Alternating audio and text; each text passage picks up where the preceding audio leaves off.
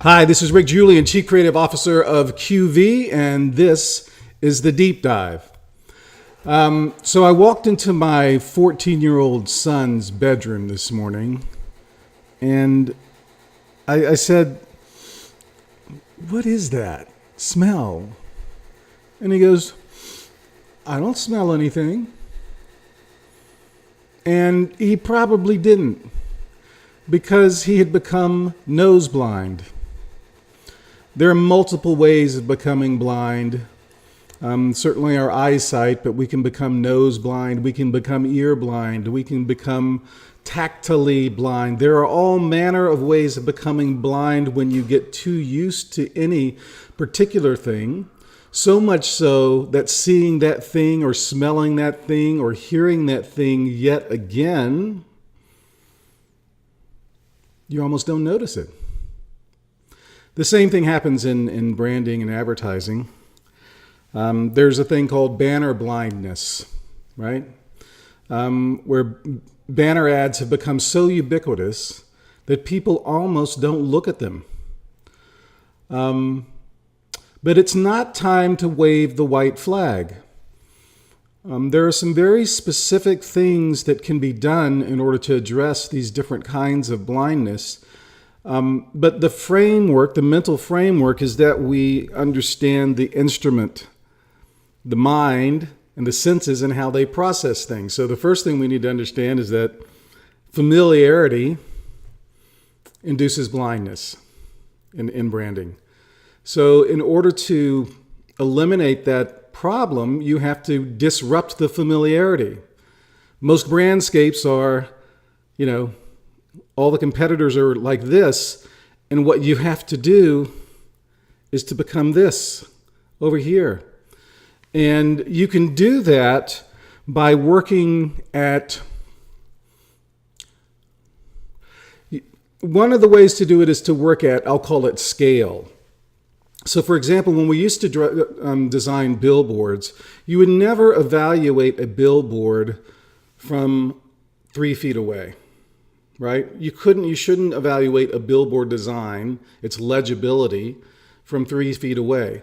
The best way to evaluate a billboard's legibility and its effectiveness visually would be to put it on the other side of the room and get some distance from it, like a driver actually has distance from it, and see whether or not the text is large enough, to see whether or not the image actually is big enough in the layout, right?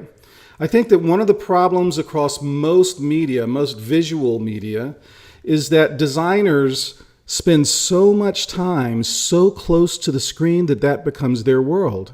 And they think that all of those very, very fine details are going to be absorbed and processed by the viewer who's going to sit there and stare at their work for 4 and 5 minutes. And the designer thinks that is natural, because I have been in this world staring at it for hours and hours and hours. Why won't someone else do the same thing for me, right? And what happens is designers often get too engrossed in the detail, in the micro, and lose their awareness of the macro. So when it comes to banner ads, when it comes to print ads, when it comes to billboards, when it comes to almost every visual medium, get distance from it and evaluate it at distance.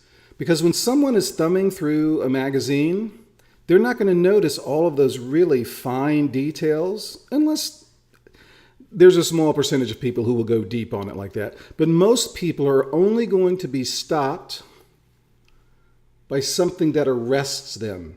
And usually what arrests them are things that grab them at the level of macro evaluation by the senses. Same thing with audio work.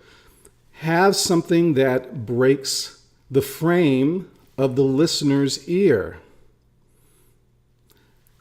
There is such a consistency. Humans are very sheep-like in many regards, and we like familiarity, and we like to herd together and do things in a similar fashion to one another that make us feel safe.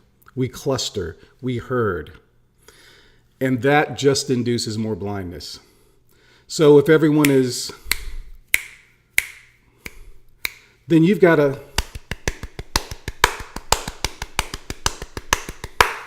that's what's disruptive. Get out of,